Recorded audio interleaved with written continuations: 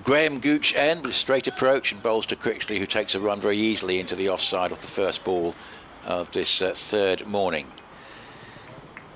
Into Critchley, 99 not out, and this time he will take off. That's pushed down to third man, and it's a simple single, and it might go all the way. In fact, it does.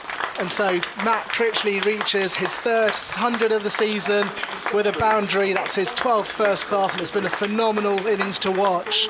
Good run of form they've been in really since the Hove Championship match. Final ball of the over, in comes rain, and Critchley slashes at this one. This is going to go away for 4 on the offside. And 7, these two have so far put on 169 for the fourth wicket. Essex looking to get quick runs to get as many batting points as they can inside the 110 overs and put themselves out of Durham's reach and safe from defeat in this match. 327 for 3. Critchley faces up, and this one is redirected beautifully. It's going to be another 4 down at third man. Just glanced his bat. Trying to get a draw from this game. Potts bowls, and that's a nice looking drive, partially stopped at mid-wicket, and they get through for a single. In fact, it's almost sort of in a sort of no man's land between two fielders, and there was a possibility of a second run, but not to be there. So Elgar's 150, and having waited a while to make his first big score of the season, he's making it a very big score, 150 not out. Here's Potts again with a slip in. 5 saving 1, including a short mid-wicket. That's a nice piece of bowling. He's caught behind.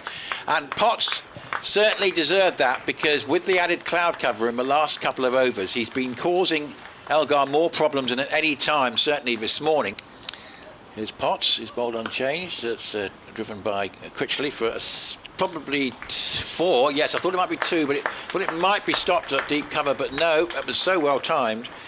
And a beautiful shot from Critchley. That's, it's a nice delivery. Appeal for LBW and out. Yes, and another wicket for Potts. The only doubt there I had in my mind was whether there was 2 noises, but that was a nice piece of bowling, and Potts, to say, has been just getting the ball to shape away. In comes the bowler, and that's driven out through the covers for 4. So that is eventually Pepper off the mark on the 14th ball. Connors starts anew over here. That's worth a shout. That's it. He's out. LBW. Pepper looks round rather surprised to be given out, but that looked plumb, even though we're down at long on. Not before piling on 300 plus runs, and the next ball is pushed into the covers where there is a fielder, and that completes the over. And as the rain starts to fall in Chelmsford, the players will walk off for lunch. It's almost like it was timed coincidence. I imagine we'll see the covers coming up, yet they're already being pushed on. And they'd been batting without any concern, really, and then suddenly they were both gone. And that's a shortish ball pulled by Thain out towards the VIP building. Slip waiting, as that's edged down to where a third slip would have been, but it's 4 runs for Thain.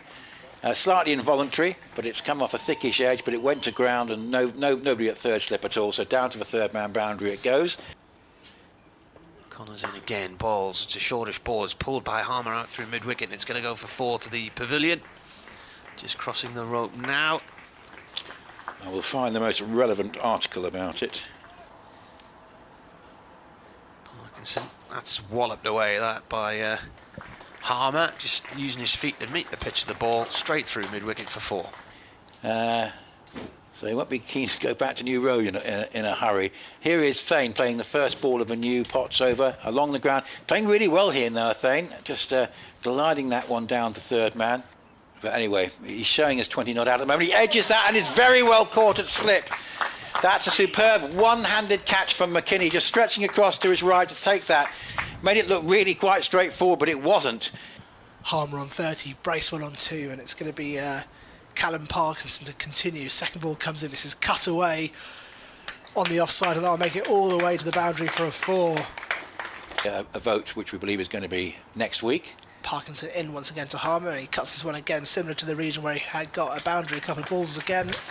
It will make its way again to the boundary for another 4. Well, Potts comes in to bowl, and that's clubbed away by Bracewell. That's a firm blow, and it's going to be not stopped. I thought Emilio Gay was going to get to that, but he didn't quite manage to. 5 saving 1 and a slip, and Bracewell hits this one away and away from Emilio Gay this time, and for 4. He's really started very well here, Bracewell. the teams between 5th and 8th. So yeah, we're up for a tight finish as Parkinson comes in once again. Bracewell to finish. Oh, this is a beautiful shot. That's gone. Looks like all the way. Well, we're just waiting for a signal from the umpire, and it does eventually come, and it is a 6. That's bowled him, and then come off an edge. Might have done, but Rain with a little bit of movement. Looks like it might have been an inside edge onto the stumps there for Harmer, who's gone for 44. Bracewell has 21, 447 for 8. Nice innings from Harmer. Rain again, bowling here, and Snater cuts that down towards the gully, and it's gone underneath Parkinson and away for 4. Parkinson slams the ground with his right hand twice. As Rain comes and bowls, Snater turns this to mid-wicket, no run there. Went very silent, and then suddenly there was the noise of hundreds and hundreds of birds. That was a maiden. And I looked out the window, and there were hundreds of pied wagtails.